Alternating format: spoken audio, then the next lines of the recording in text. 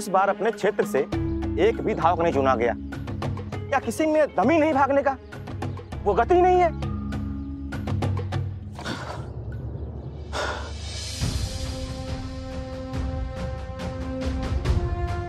गति है साहब, मैं भागूंगा।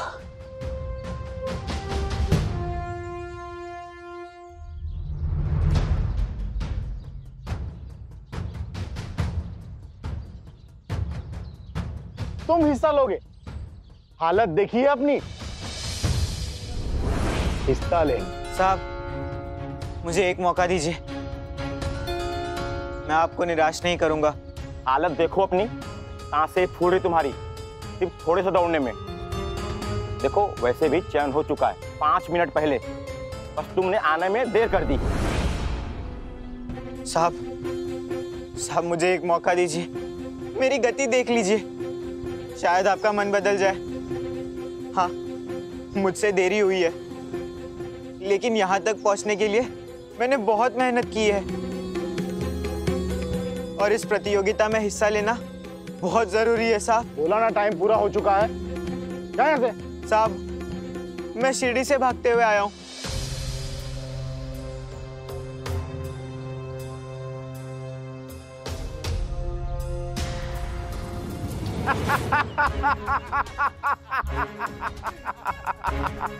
सीढ़ी से भागता हुआ इतनी दूर से? इसे बेवकूफ बना रहा है, हमें बेवकूफ समझा है क्या? देख, अगर बेवकूफ बनाने की प्रतियोगिता होती ना तो तुम्हें जरूर ले लेते। नहीं साहब, मैं सच कह रहा हूँ, एक बार मौका दीजिए, आपको विश्वास हो जाएगा। कहा ना तुझे चयन हो चुका है, बात समझ में नहीं आती। चल जा यहाँ से, चल जा यहाँ से, चल। साहब एक मौका दे दीजिए साहब, एक मौका।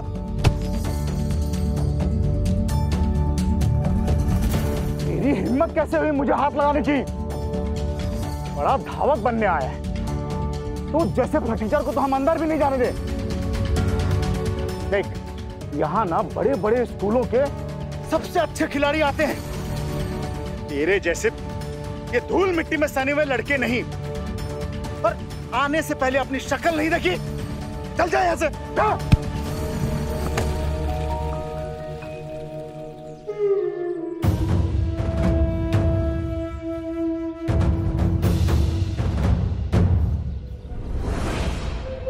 आप सब हमारे समर्थन में आए, ये अच्छा है।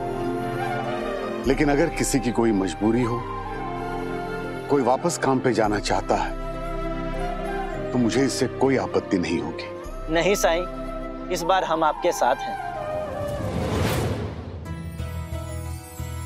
हाँ साईं, हम सब इतने भी बुरे नहीं कि आप हमारी भलाई के लिए लड़ते रहे और फिर भी हम आपका साथ ना दें। हाँ साईं।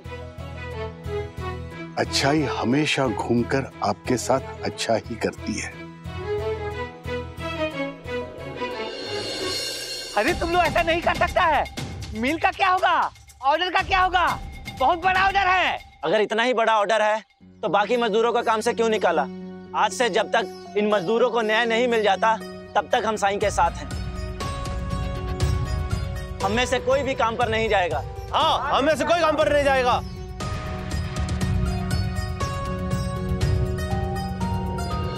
यही फर्क है हिंसा और अहिंसा में।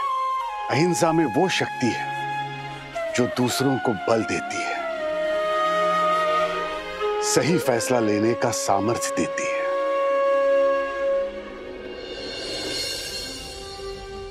साईं, आपकी बातें मैं समझ रहा हूं, लेकिन कुलकर्णी और बलवंत जैसे शैतान जब तक जिंदा है तब तक गरीबों के साथ अन्याय होता ही रहेगा। ये लोग कोई और तरकीब निकाल ही लेंगे अपने फायदे के लिए। इस कलयुग में इन दोनों राक्षसों को मरना ही होगा। सूर्य भाऊ, क्या हुआ?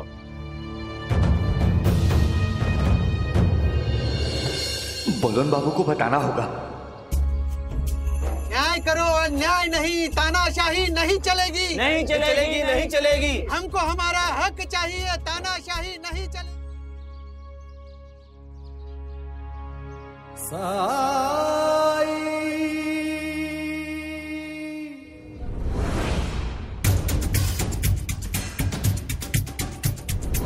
लोगों को ऐसे खुले में रहना ठीक नहीं है। मुझे खबर मिली है कि सूरज ने पास के गांव से गोलियां खरीदी हैं और मुझे पूरा यकीन है उन गोलियों पे आप लोगों का नाम लिख चुका है। मैं आपको यही बताने आया हूं कि कुछ दिनों के लिए आप लोग घर से बाहर नहीं निकले।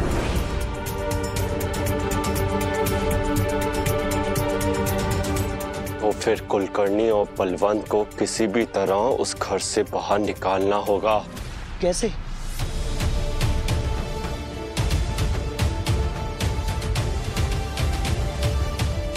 बताता हूं।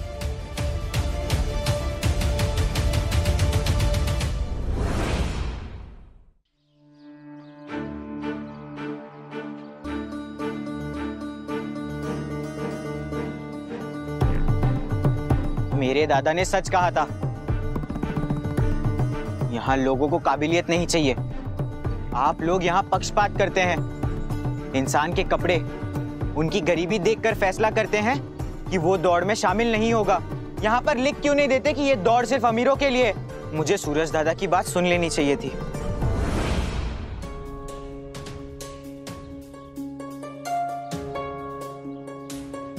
तेरी तो हमें सिखाता है। आज मुझे सच बोलने से कोई नहीं रोकेगा। जब मैं यहाँ पहुंचा तो मैंने आप लोगों को बात करते सुना। यहाँ किसी में भी गति नहीं है। इस क्षेत्र से कोई नहीं चुना गया है। फिर मुझे मौका क्यों नहीं दिया जा रहा अपनी गति दिखाने का? क्योंकि आप लोग चाहते ही नहीं। जिन अमीरों को, जिन गोरों को जिताना चाहते हैं, उनके लिए चुनौती बनकर कोई सामने आए।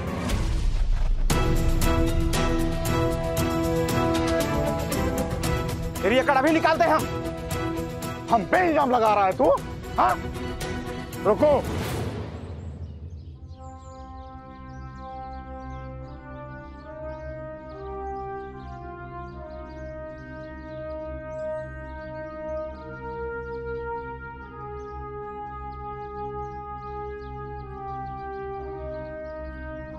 विश्वनाथ सर, ये लड़का बहुत देर से यहाँ।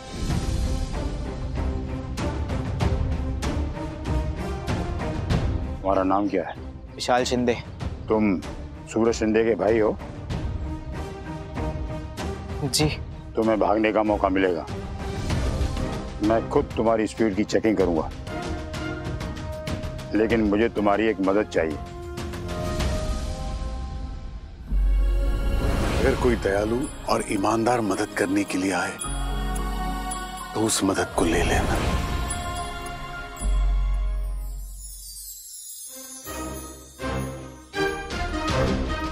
सूरज, आखिर में तुम्हें ढूंढ ही लिया।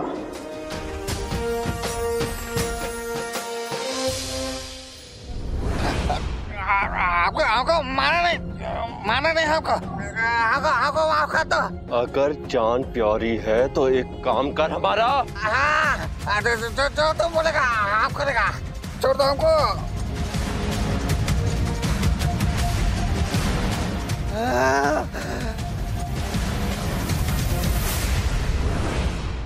बोलो बाबू, सका बाबू, वो फकीर का बात सुनकर सब वर्कर काम करना छोड़ दिया है।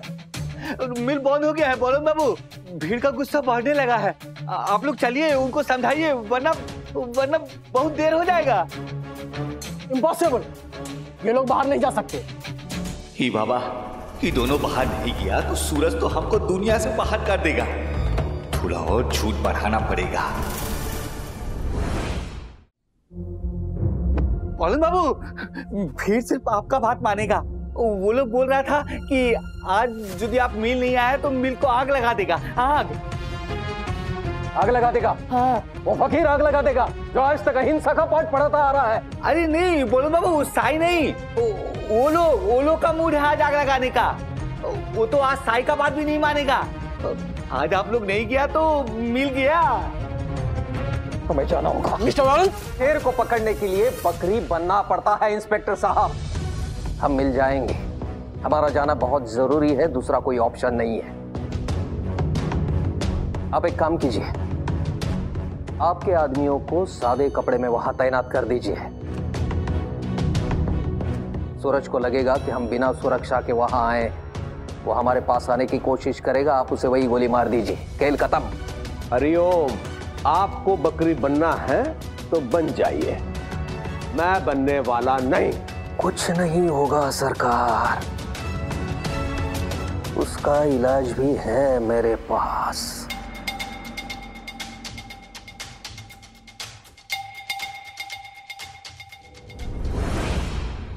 न्याय करो, अन्याय नहीं, तानाशाही नहीं चलेगी। नहीं चलेगी, नहीं चलेगी। न्याय करो, अन्याय नहीं, तानाशाही नहीं चलेगी। नहीं चलेगी, नहीं चलेगी। हमको हमारा हक चाहिए, तानाशाही नहीं चलेगी। नहीं चलेगी, नहीं चलेगी।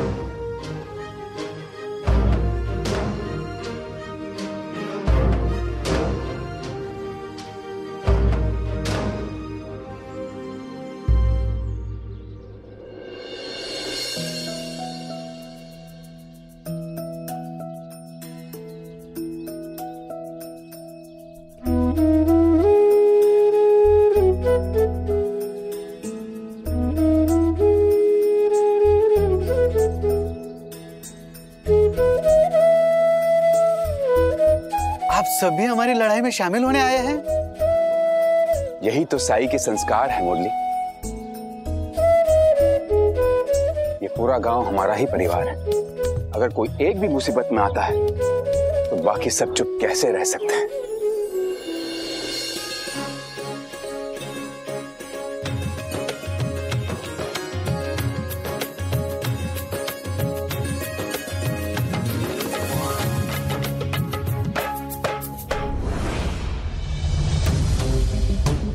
पूरा गांव ही आ गया है मजदूरों का साथ देने के लिए। भाऊ, इतने सारे गांव वाले जमा हुए, हो सकता है कुलकर्णी और बलवंत को इस पर झुकना ही पड़े और हमें उन्हें मारने की जरूरत भी नहीं हो।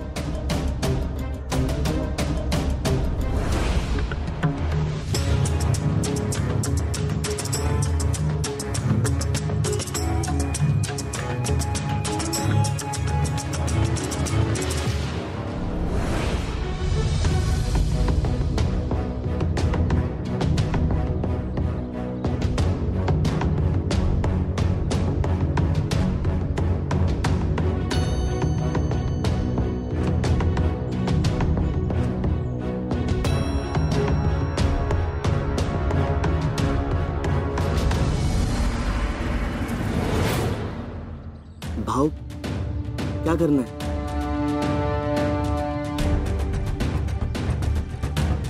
सूरज भाव, वो देखो।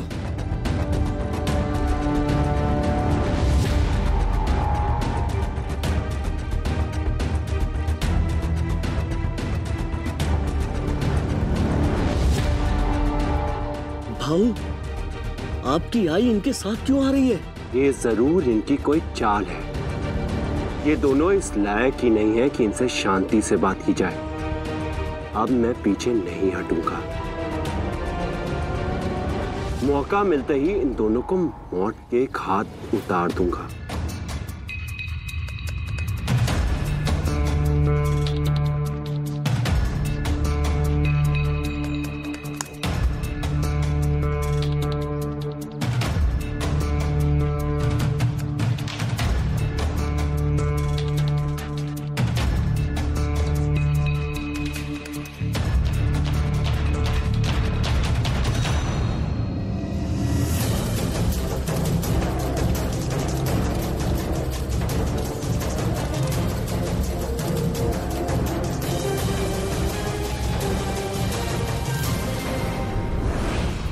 भाइयों और बहनों, इतने सारे लोग एक साथ हैं, इसका मतलब है कि उनकी मांगे सही है। पूरे गांव को आपके साथ इस प्रदर्शन में देख के हमें यह एहसास हुआ है कि गलती हमारी है। मैंने ये मिल इसलिए लगवाई थी ताकि शिरडी के लोग तरक्की कर सके, एक बेहतर जिंदगी जी सके। लेकिन लगता है कि हम इस उद्देश्य से चूक गए हैं।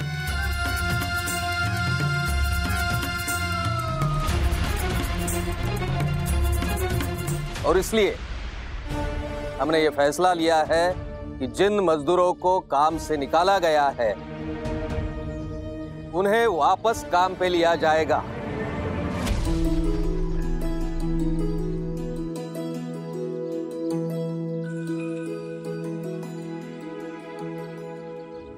लेकिन हमारी एक छोटी सी शर्त है।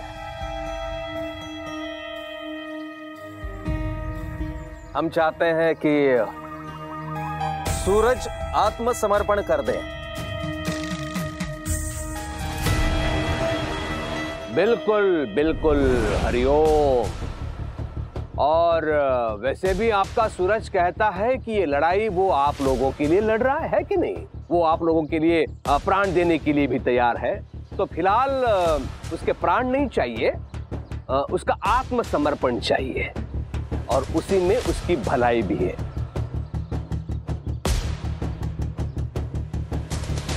और सूरज को कम से कम सजा हो, इसके लिए हम अवश्य प्रयास करेंगे। हाँ, ऐसे भागते फिरने की जरूरत नहीं पड़ेगी उसे।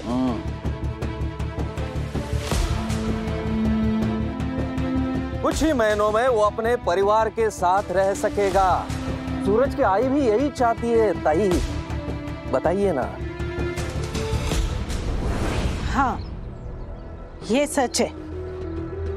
मैं भी यही चाहती हूँ कि सूरज आत्मसमर्पण कर दे। सुना?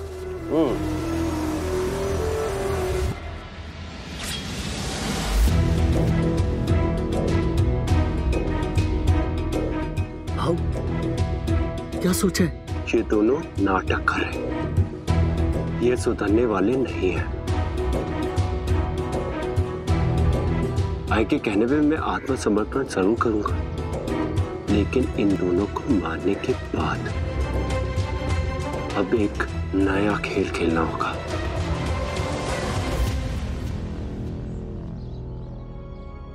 साईं, हम लोग जीत गए साईं। जीत तो मिलेगी, लेकिन उसकी कीमत क्या होगी?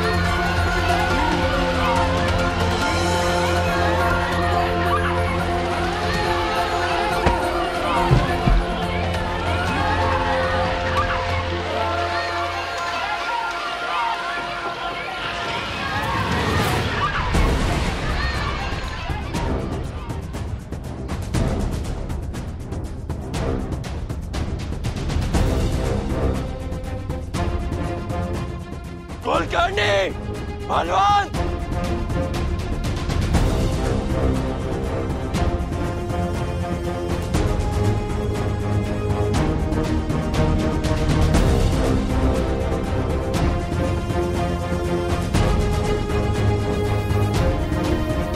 चिल्ला मत। तुम्हारा नर्क में जाने का समय आ गया है।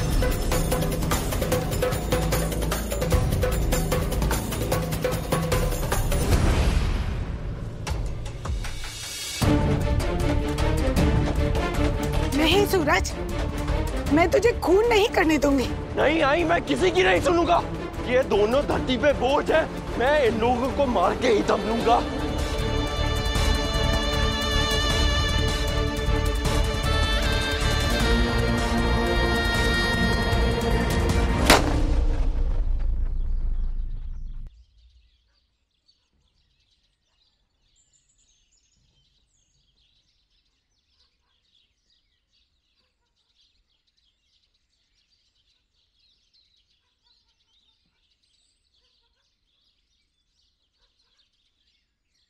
ये क्या क्या तूने?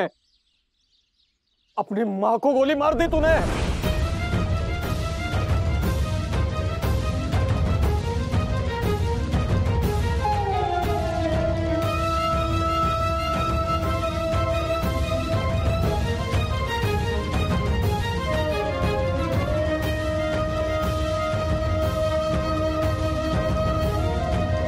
आई आई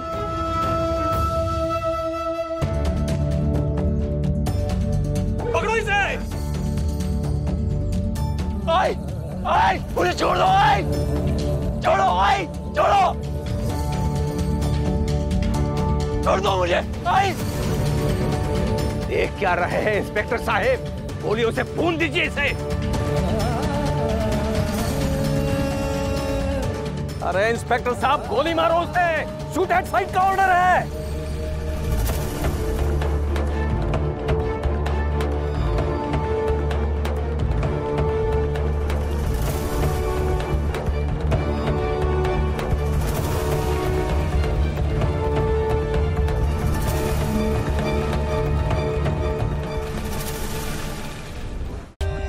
For more updates, subscribe to our channel, click the show links and enjoy watching the videos.